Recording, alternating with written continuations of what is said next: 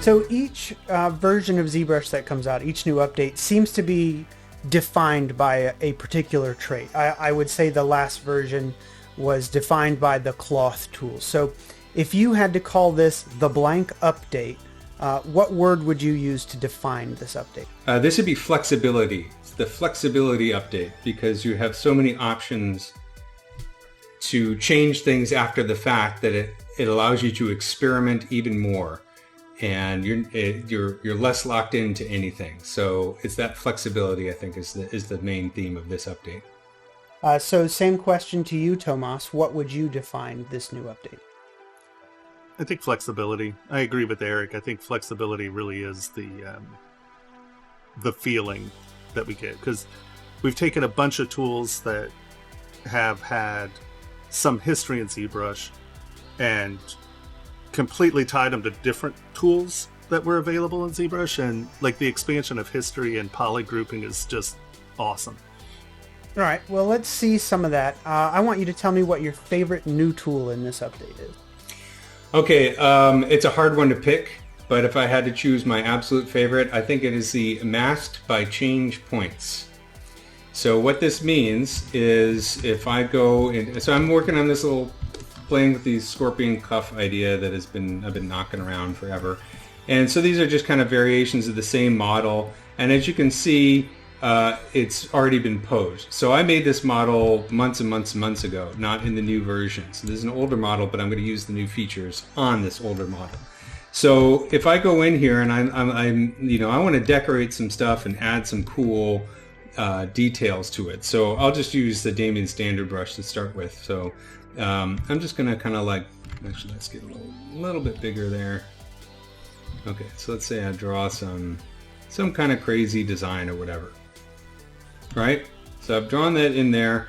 I can now, in the tool palette, I'm going to go down to masking, and there's this new button right here called Mask Changed Points. So if I click on this, it's going to create a mask on all the points that have changed since that last stroke. Right? There's a few cool things about this. One is like, let's say I want to do more than just one stroke.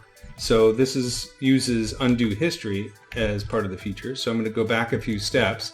I'm going to control click on this undo history marker, right? And now let's go in here and I'll just make a few random marks again.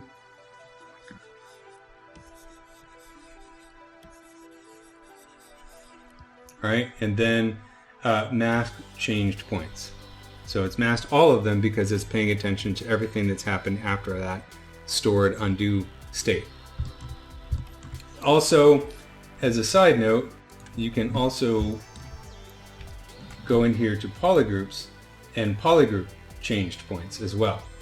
So if I do polygroup change points, again, it's looking at the undo history and it's creating a polygroup around all of those change points. So that's another level of flexibility. So now it's not just masking, but it's stored as a polygroup.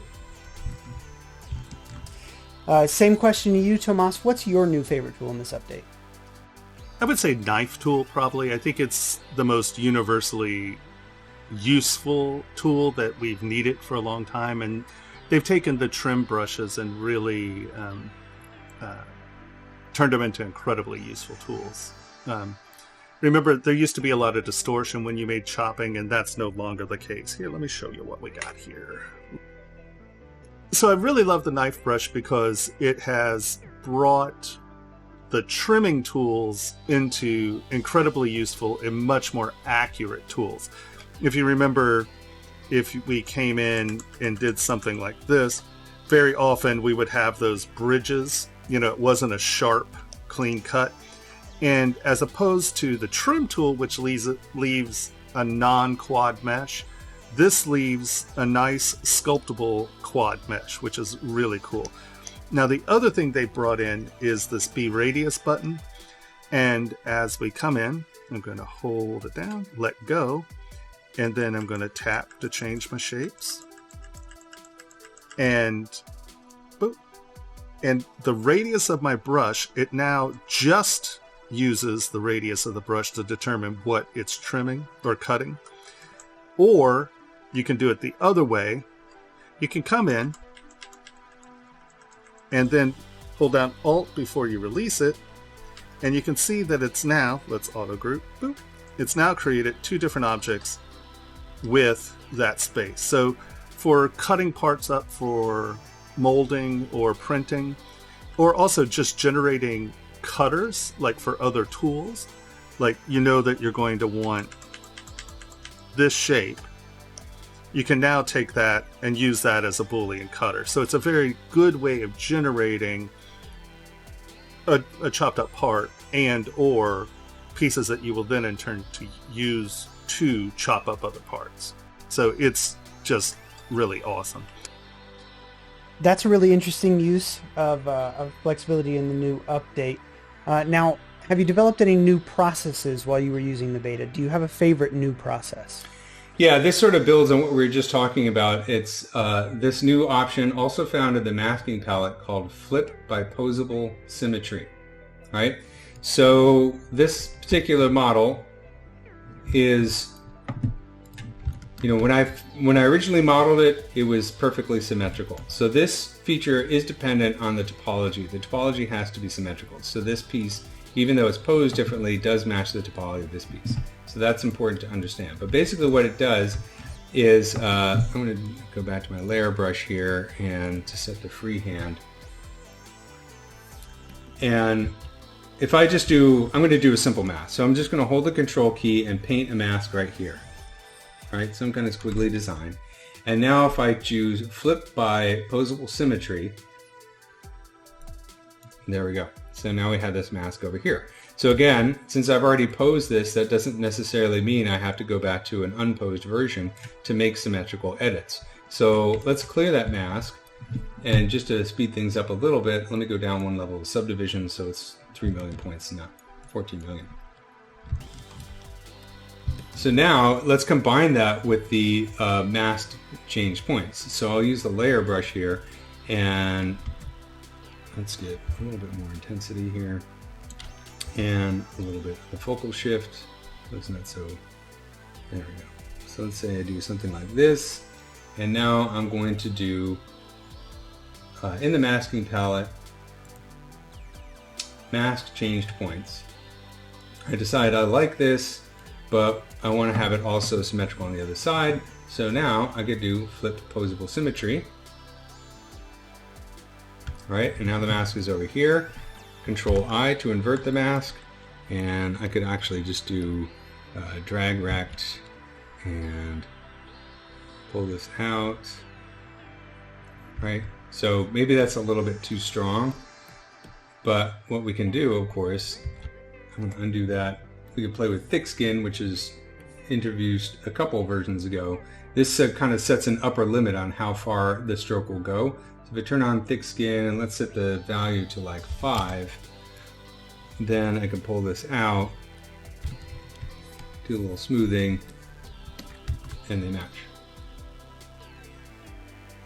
Okay, so given all these new updates to ZBrush, what's your favorite new process? I think Adjust Last is actually going to be the tool that allows for some interesting new processes because it makes you think about geometry differently. And honestly, I've only played with pushing it a little. You know, I've played with the standard, what I would consider standard usage, but I think that it's going to have some amazing ways of generating some just interesting, cool forms. Let's take this for example. So I was discussing, Eric and I were talking about this the other day, and I thought this was kind of a cool process. We were talking about roses the other day with one of our members, and they were like, oh, well, how do you do a rose? And I was like, well, you know, you have to set up the rhythm of the petals. And now I'm going to come in. It's allowed me to do this kind of rhythm block up. I'm going to come in with slash and just get some depth in here.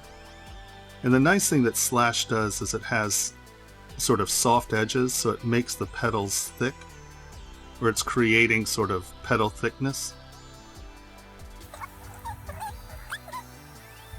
And when we were discussing this with one of our members the other day, It was like, okay, well, it's great. You got that rhythm, but now what do you do with it, right? And the beauty is this. We just go back to where we created our first strokes, hold down Control, tap your orange block, it creates a white. That's our history. We come all the way back. And now I grab Adjust Last and pull this out. And, I mean, that's pretty awesome.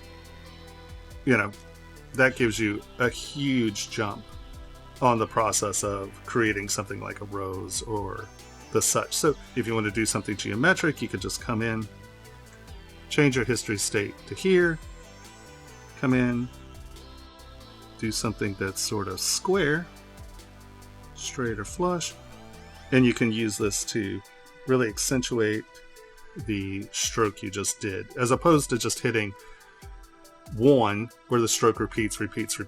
This way you can take the one stroke and really play with it and get it to the depth you want. And if you want it to be a clean surface, just take SK Trim, pop that off, and you can clean those surfaces back up pretty darn quickly. So Eric, what would you say is the most unique feature of this update? The thing that hasn't really been available in ZBrush before? So one of the coolest new features in ZBrush that's not necessarily based directly on any existing ZBrush feature is the stager. And what the stager does is it allows you to work on a model whether it's in a pose state or at the origin, and you can flip between them. So this is what I mean. Let's go to, I have a little model here of this young woman, and I have my scorpion cuff. So let's say that I want to work on this and also see what it looks like on her wrist at the same time. So this is now at the origin of the grid. I can go down here to the geometry palette, and right above mesh integrity, there's this stager subpalette. So this is a new subpalette. And if I click on this, what it's going to do is it's going to store just the transform information. In other words, the scale, position, and rotation of the model, but it's not going to necessarily pay attention to the sculpted details in the model. So I've set my home stage, and that's stored in memory. So now what I can do is I'll press W for the gizmo, and let's put this in a new place. We'll put it on our wrist, so I'm going to move it, I'm going to scale it. So we can see it on her wrist, and now I'm going to store that stage. So this will be the target stage. Once that's stored,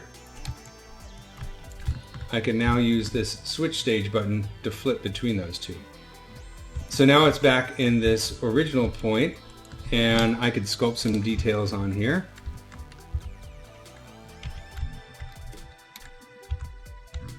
So go in here, I'll just use a Damien standard brush, just whatever. Any type of sculpting that I want to do, I can sculpt on here, and now I say, okay, I want to see what it looks like on her wrist. I'm going to do switch stage. You can see now it's on her wrist, and even though I've scaled it and rotated and all that kind of stuff, it hasn't disturbed the sculpting at all. It's just paid attention to the details. And you can sculpt in either state. So if I wanted to make my scorpion look a bit happier, right, I can sculpt right there, click on switch stage, and it's going to bounce back to that origin with all the sculpting intact. See, happy scorpion. It's pretty cool because obviously if you have some kind of default character and you want to actually see what the jewelry might look like on him or her, it's a great way to flip back and forth between that. Again, it's more flexibility. And obviously it's going to be a big deal for character modelers who are doing clothing and weapons and stuff like that. Tomas, can you show us what you think the most unique feature of this ZBrush update is? I think interpolate is one of the more unique features that hasn't really been in ZBrush. I mean, we've had some repeating stroke things, but this has taken it to a completely different level of usage, tying it to the history brushes. So let's go here. I have this pre-sculpted. And let's say we just want to put, this has become boring, and we want to put kind of a cool pattern on it easily. We can come in, let's change our focal shift here, and we can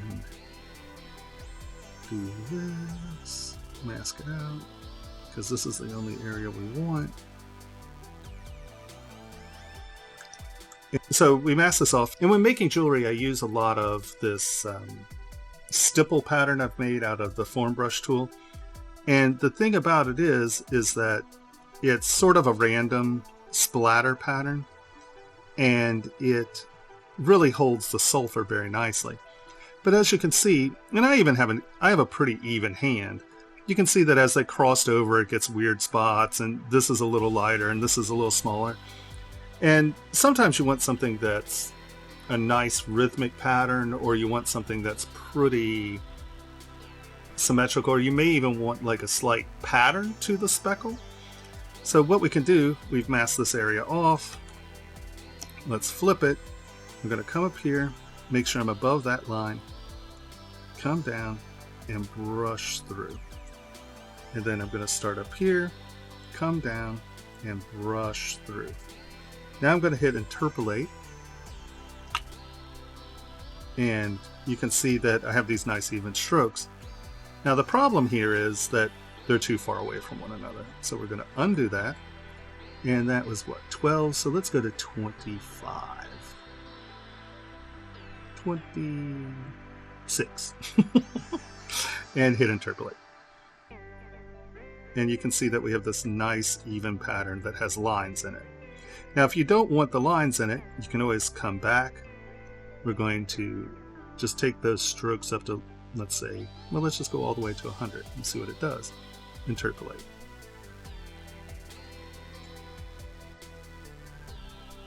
And you can see using 100 strokes removes all that linear detail because it's stacking on top of one another, but it's still a very nice, even, consistent pattern. So it's a really good way of controlling some of these patterns in the backgrounds. You can also come in, let's back this up, and we're going to start over here, just above, and we're going to stroke sort of at an angle. We're going to come over here, we're going to stroke sort of at this angle, and now we're going to let's kick that back down to, let's 30. Interpolate. And so you can see you can create really beautiful, nice, even background patterns super easily. That right there is awesome, because then you're not completely dependent on your ability to stroke evenly. So I think that's awesome and incredibly powerful. Those are some really interesting and useful tools. I want to know if you have an opinion about the most useful new tool in this update. Yeah. I think the one that's going to get the biggest reaction out of users is the Bevel brushes. So let's just go to a nice primitive object.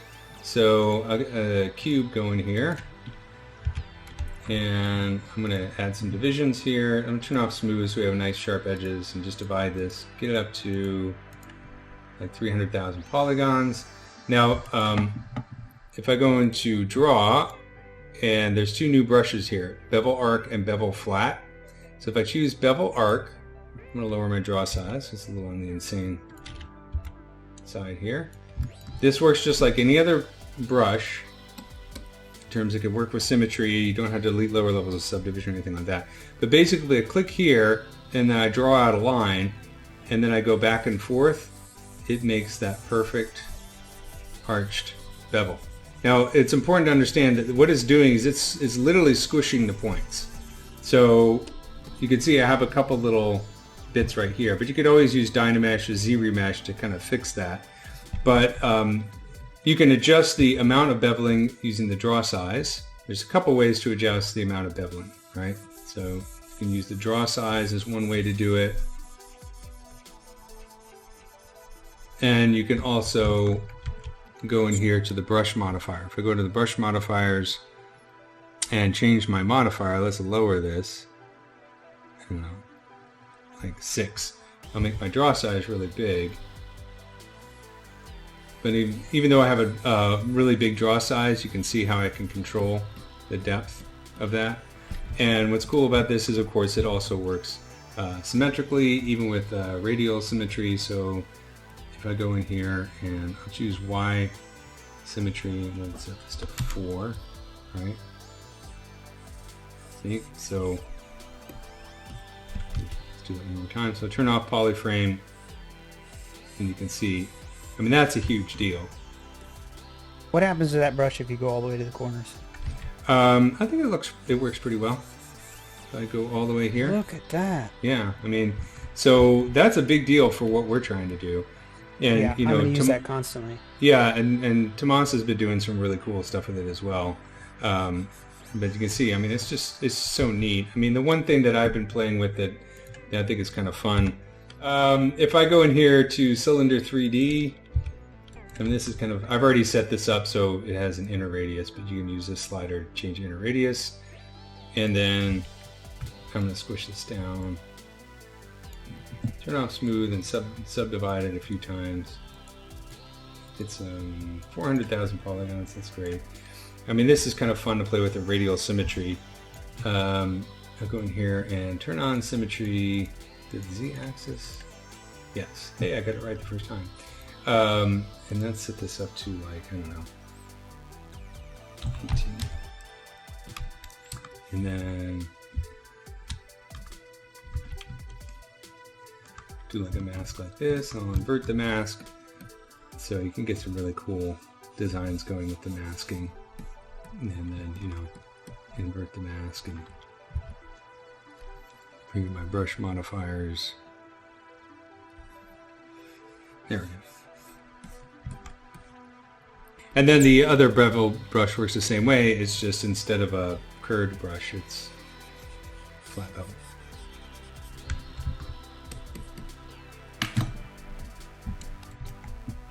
Also known as chamfer. Camphor. It's be a happy chamfer.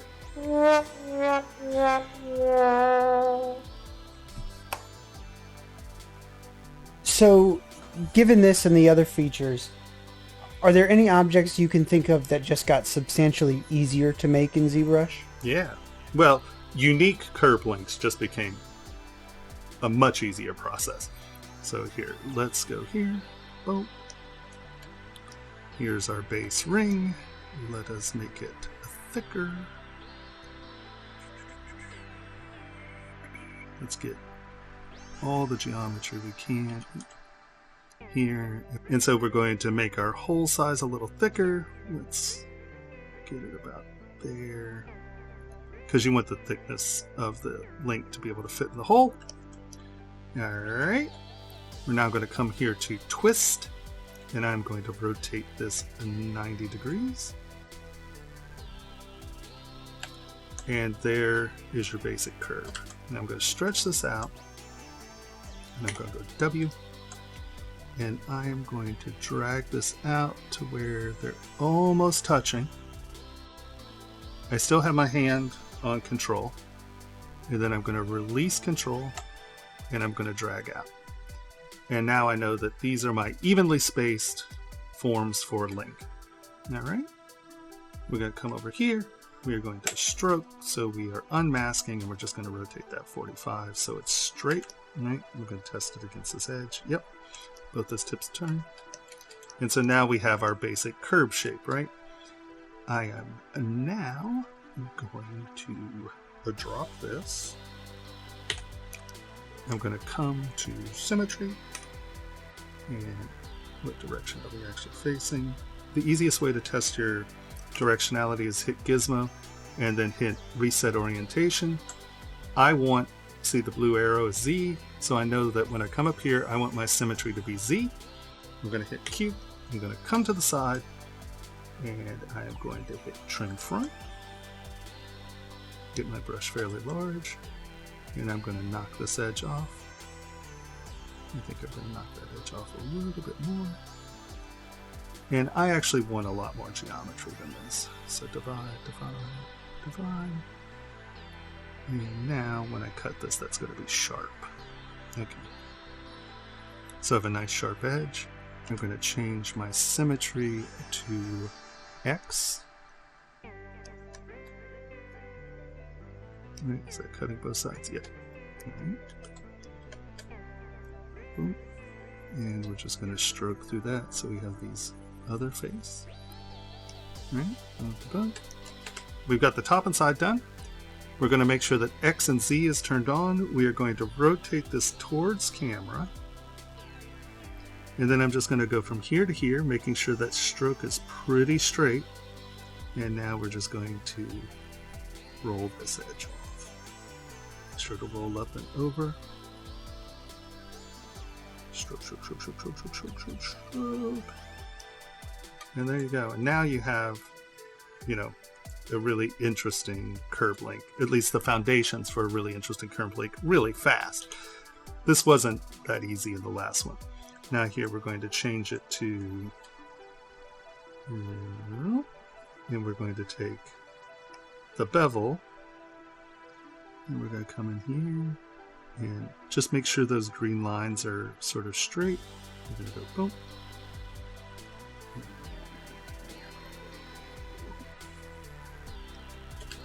And there you go.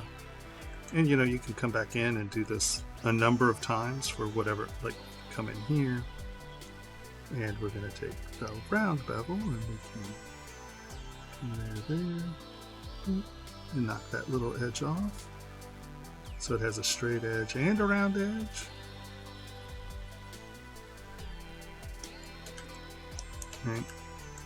So you can see that pretty quickly you can get those base forms for curve links. That it's tricky geometry, and if you're trying to get this curve in there and get it nice, clean, and sorted, that was tricky before.